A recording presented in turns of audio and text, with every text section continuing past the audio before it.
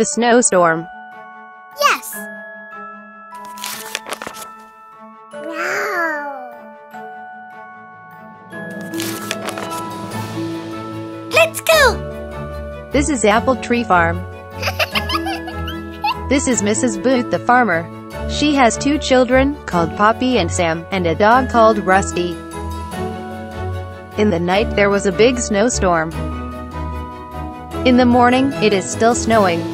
You must wrap up warm, says Mrs. Booth to Poppy and Sam. Ted works on the farm. He helps Mrs. Booth look after the animals.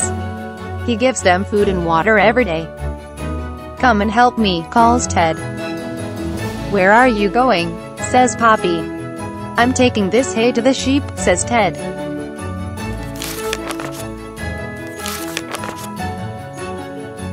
Poppy and Sam pull the hay. They go out of the farmyard with Ted. They walk to the gate of the sheep field. Where are the sheep? Says Sam. They are all covered with snow, says Ted. We'll have to find them, says Poppy. They brush the snow off the sheep. Ted, Poppy and Sam give each sheep lots of hay. They've got nice warm coats, says Sam. Poppy counts the sheep. There are only 6 sheep. 1 is missing, says Poppy.